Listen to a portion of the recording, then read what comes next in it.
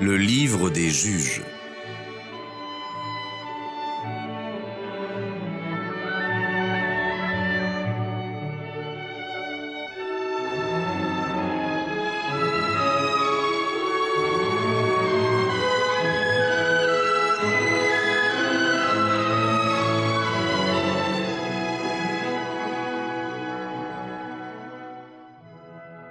Après la mort de Josué, les enfants d'Israël consultèrent le Seigneur et lui dirent : « Qui marchera à notre tête pour combattre les Cananéens, et qui sera notre chef dans cette guerre ?»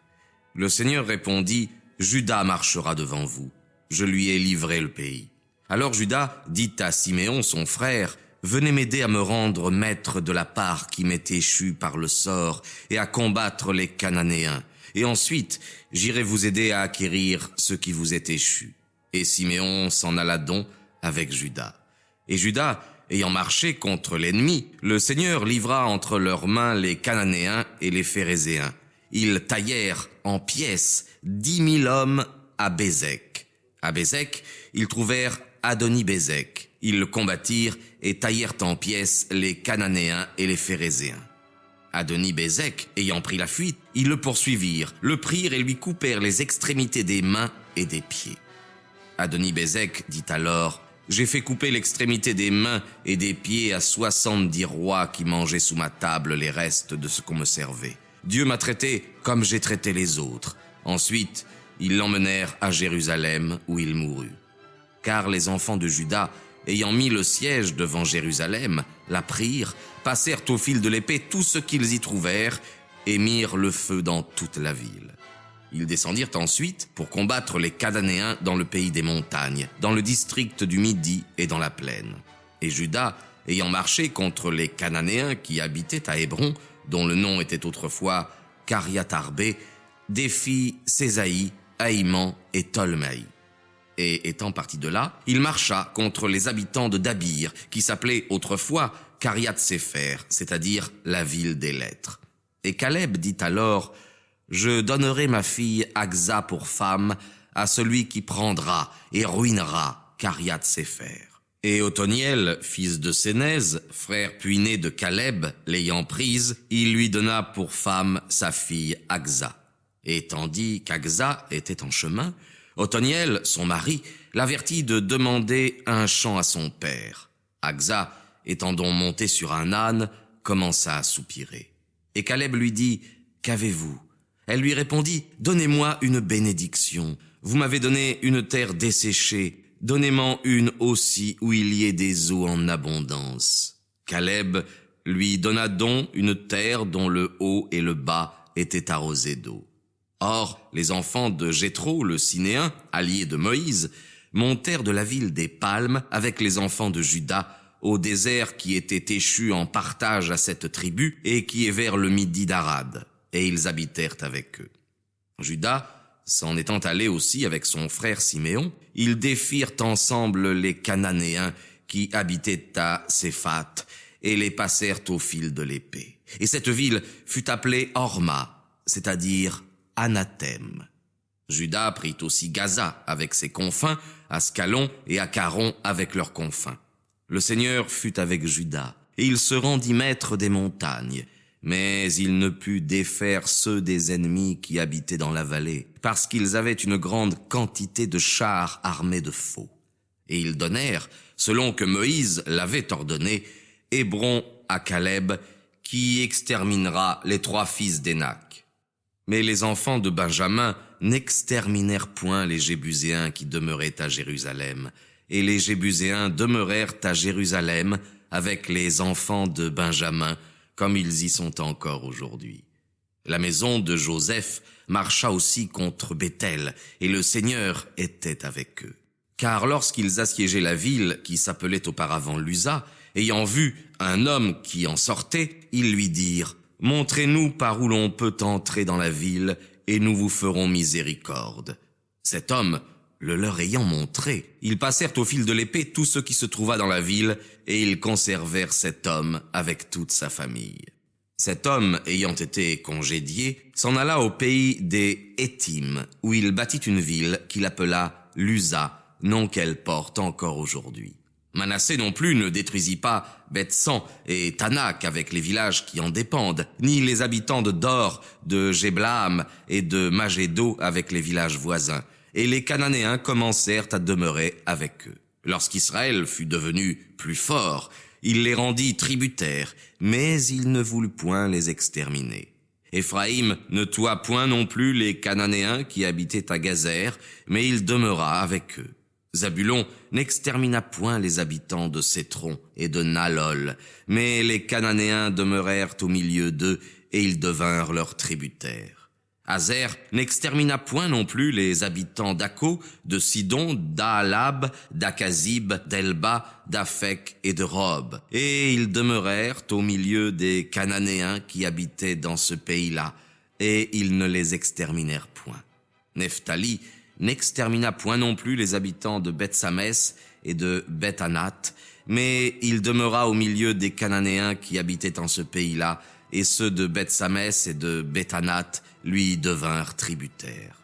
Les Amoréens tinrent les enfants de Dan fort resserrés dans la montagne, sans leur permettre de s'étendre en descendant dans la plaine. Et ils habitèrent sur la montagne d'Arès, c'est-à-dire la montagne de l'argile, dans Ayalon et dans Salébim. Mais la maison de Joseph étant devenue plus puissante, se rendit les Amoréens tributaires. Et le pays des Amoréens eut pour limite la montée du Scorpion, Pétra et les lieux plus élevés.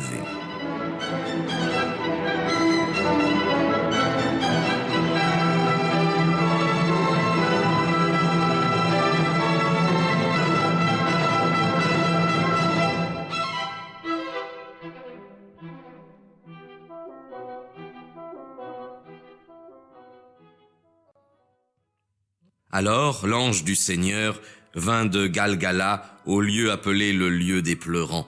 Et il dit, « Je vous ai tiré de l'Égypte, je vous ai fait entrer dans la terre que j'avais juré de donner à vos pères, et je vous ai promis de garder à jamais l'alliance que j'avais faite avec vous. Mais à la condition que vous ne feriez point d'alliance avec les habitants du pays de Canaan, et que vous renverseriez leurs autels, et cependant, vous n'avez point voulu écouter ma voix.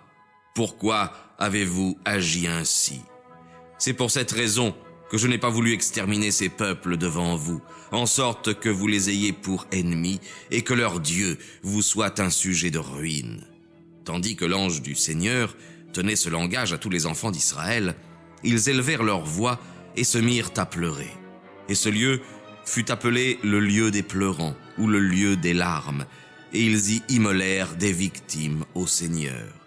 Josué renvoya donc le peuple, et les enfants d'Israël s'en allèrent chacun dans son territoire pour s'en rendre maître, et ils servirent le Seigneur tout le temps de la vie de Josué et des anciens qui vécurent longtemps après lui, et qui savaient toutes les œuvres merveilleuses que le Seigneur avait faites en faveur d'Israël. Cependant Josué, fils de Nun, serviteur du Seigneur, mourut âgé de 110 ans, et on l'ensevelit dans son héritage de Tamnath-Saré sur la montagne d'Éphraïm, vers le septentrion du mont Gaas. Toute cette ancienne génération ayant donc été réunie à ses pères, il s'en éleva une autre à sa place, qui ne connaissait point le Seigneur, ni les merveilles qu'il avait faites en faveur d'Israël. Alors les enfants d'Israël firent le mal en présence du Seigneur, et ils servirent les Baals. Ils abandonnèrent le Seigneur, le Dieu de leur père, qui les avait tirés du pays d'Égypte, et ils servirent des dieux étrangers, les dieux des peuples qui demeuraient autour d'eux. Ils les adorèrent, et ils irritèrent la colère du Seigneur, l'ayant quitté pour servir Baal et Astaroth. Le Seigneur, étant donc irrité contre les Israélites, les livra entre les mains de pillards qui les prirent et les vendirent aux nations ennemies qui demeuraient autour d'eux, et ils ne purent résister à leurs adversaires. Mais de quelque côté qu'ils allassent, la main du Seigneur était sur eux, comme le Seigneur le leur avait dit avec serment. Et ils tombèrent en des misères extrêmes.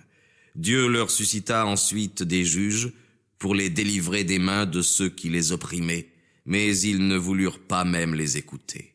Ils se prostituèrent aux dieux étrangers en les adorant. Ils abandonnèrent bientôt la voie par laquelle leur père avait marché, et ayant entendu les ordonnances du Seigneur, ils firent tout le contraire.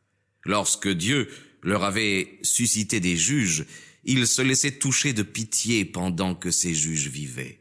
Il écoutait les gémissements des affligés et les délivrait du massacre des pillards. Mais après que le juge était mort, ils retournaient aussitôt à leurs péchés et faisaient des actions encore plus criminelles que leur père, en suivant des dieux étrangers, en les servant et les adorant. Ils ne quittaient point leurs malheureuses habitudes, ni la voie très dure par laquelle ils avaient coutume de marcher. La fureur du Seigneur s'alluma donc contre Israël, et il dit, puisque ce peuple a violé l'alliance que j'avais contractée avec ses pères, et qu'il a négligé avec mépris d'entendre ma voix, de mon côté, je n'exterminerai point les nations que Josué a laissées lorsqu'il est mort, afin que j'expérimente par là si les enfants d'Israël garderont la voie du Seigneur, et s'ils y marcheront comme leurs pères y ont marché. C'est pour cette raison que le Seigneur laissa subsister toutes ces nations, qu'il ne voulut pas les détruire immédiatement et qu'il ne les livra point entre les mains de Josué.